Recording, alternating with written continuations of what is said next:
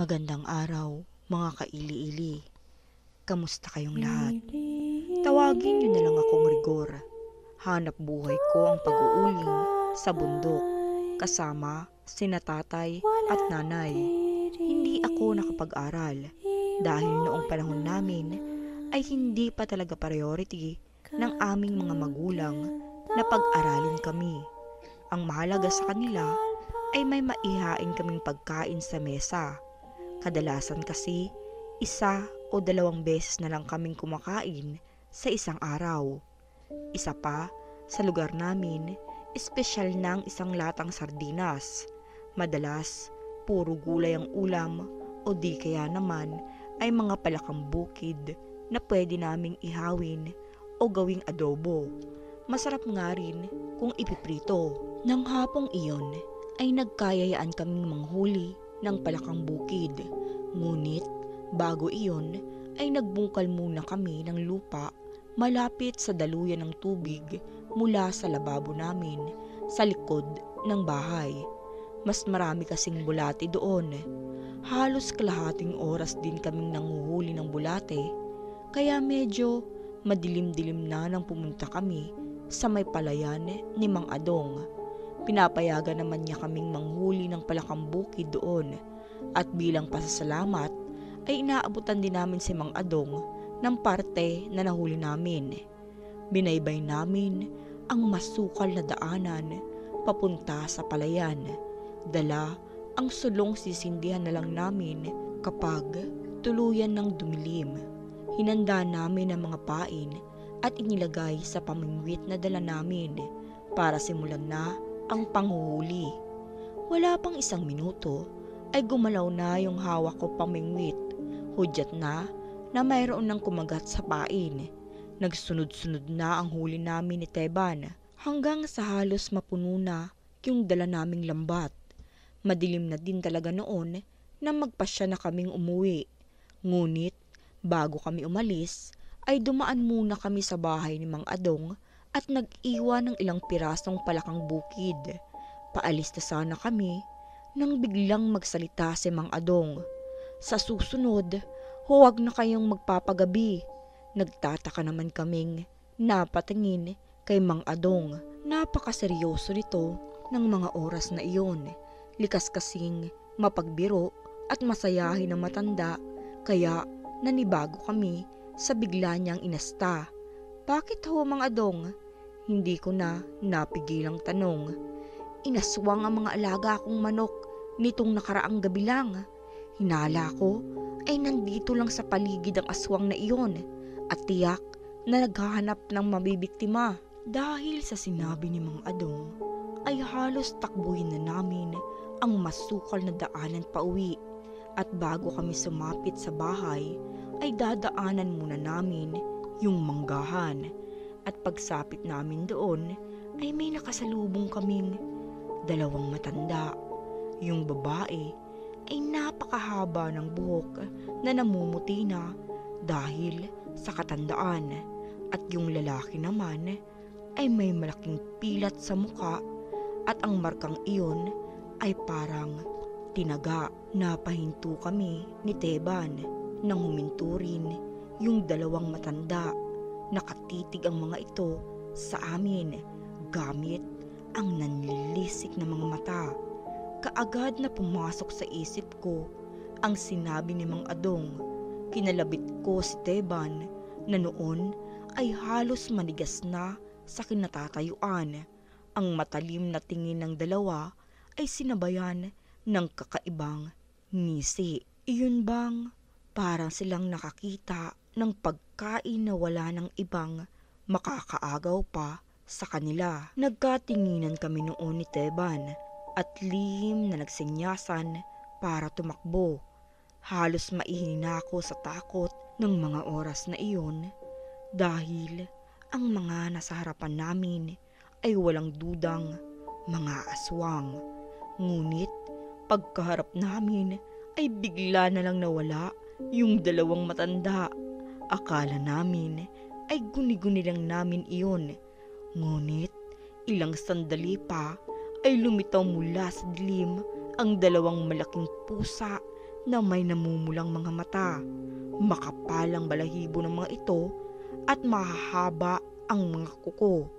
Bagay na hindi pangkaraniwan para sa isang ordinaryong pusa. Napasigaw kami ni Teban at agad na kumaripas ng takbo. Hindi na namin inalintana ang naiwan naming mga tsinelas. Makaalis lang agad sa may manggahan. Kahit hindi kami lumingon ay alam naming may mga sumusunod sa amin ni Teban. Malalakas ang yabag. Papalakas pa iyon ng papalakas habang tumatagal. Halos maghabol na kami ng hininga nang makarating kami sa may kabahayan sa baryo.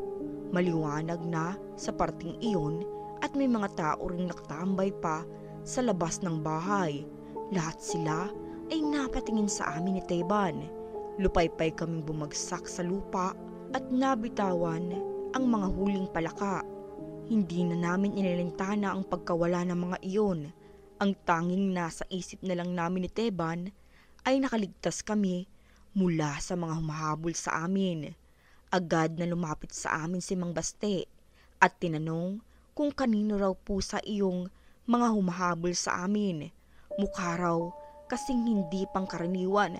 Mga aswang ho, Mang Baste. Kaagad na lumarawan ang takot sa mukha ni Mang Baste.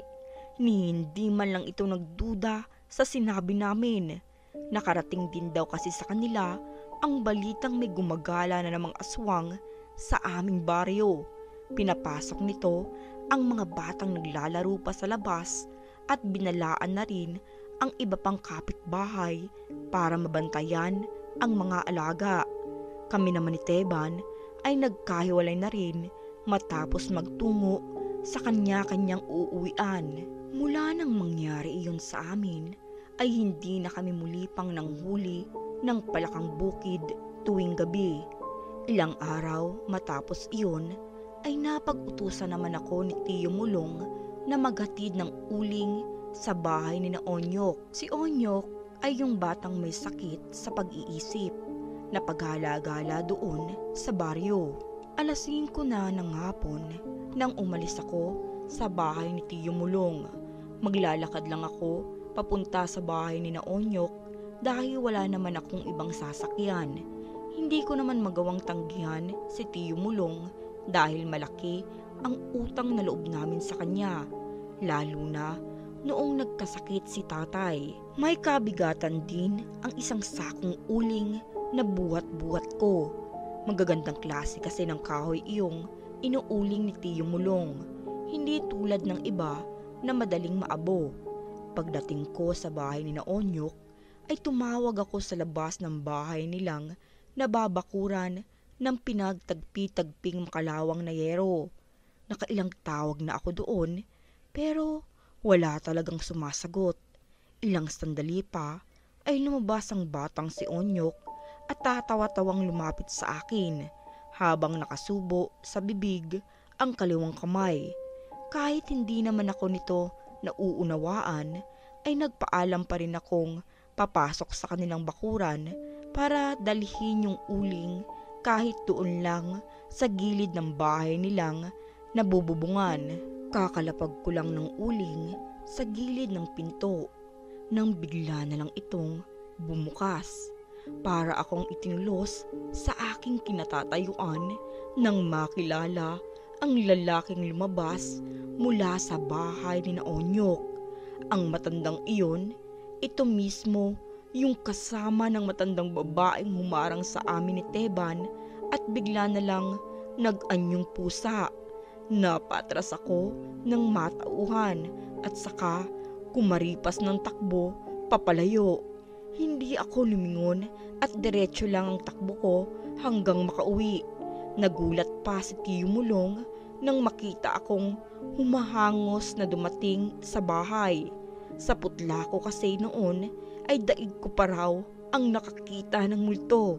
Pinagpawisan ako ng malapot at nakailang lagok ng tubig habang mabilis pa rin ang paghinga. Wala akong pinagsabihan ng natuklasan ko maliban kay Teban na kasama kong nakakita doon sa matanda. bago nag-anyong pusa. Mahirap kasing magbintang, lalo na kung wala pa kaming patunay na ang lolo at lola nga ni Onyok ang gumagalang aswang sa baryo. Sabado ng umaga, bandang 7:00, humahangos na dumating sa bahay si Teban. Hinahanap ako dahil may mahalaga raw siyang sasabihin. Hindi siya mapakali habang nagkukwento ng tungkol sa napatay niyang pusa. Bahagya pa akong natawa sa sinabi niya. Pusa lang naman pala eh. Bakit ninenervyos ka? Napakamot sa ulo si Teban at bigla din naman akong natahimik. Matapos ang sunod niyang sinabi, yung pusang napatay ko pare, parehong-pareho sa dalawang humabol sa atin noong nakaraang linggo. Sabi pa ni Teban, malakas daw ang kutob niyang isa sa mga iyon ang napatay niya. Tinanong ko siya kung nasaan na yung napatay na pusa.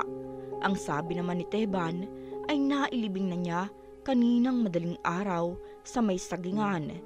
Dala na matinding kuryosidad ay inaya ko si Teban doon sa kanyang pinaglibingan. Gusto ko rin sanang makita yung pusa para makumpirma ang sinasabi niya. Ngunit pagdating namin sa sagingan, doon mismo sa lugar kung saan ni Teban inilibing yung pusa, ay kapwa kami natigilan matapos bungkalin ng lupa. Ni kating na bakas ng pusa ay wala kaming nakita. Sigurado ka bang dito mo yun inilibing? Tanong ko pa kay Teban. Pero sigurado daw siya. Naniniwala naman ako dahil noong dating namin ay maayos pa yung pagkakapatag ng lupa. Wala man lang bakas na may gumalaw doon. Mas lalo tuloy lumakas ang hinala namin na aswang ang pusang napatay ni Teban.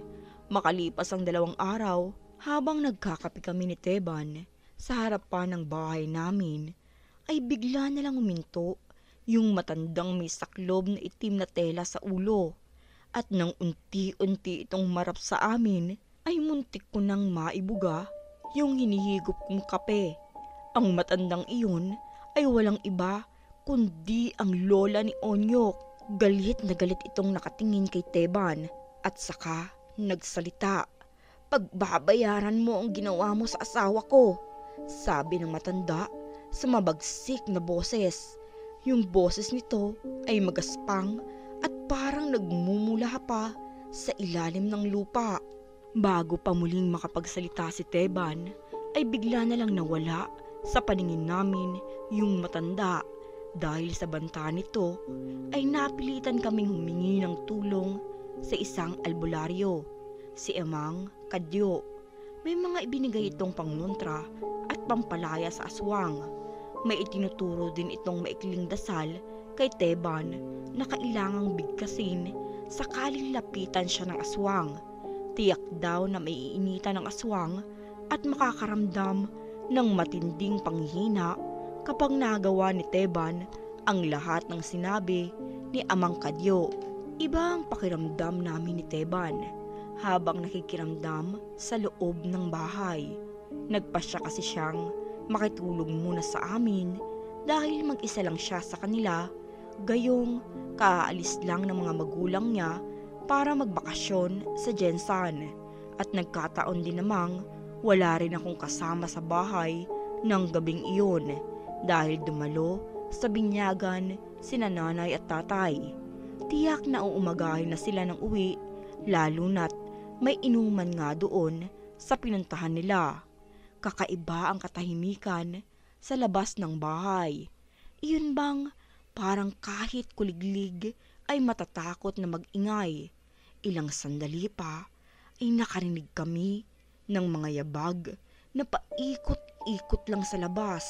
Kasunod nito ang pagbagsak ng kung ano sa aming bubungan at sunod-sunod na ingay na para bang mga buhanging isinabog sa bubong. At nang sulyapan ko ang langis na hawak ni Teban, ay bigla akong kinalibutan. Kumukulo ang langis, tanda na mayroon ngang aswang sa paligid. Agad namang nagsindi ng kandila si Teban at kinuha ang medalyong pangontra sa aswang.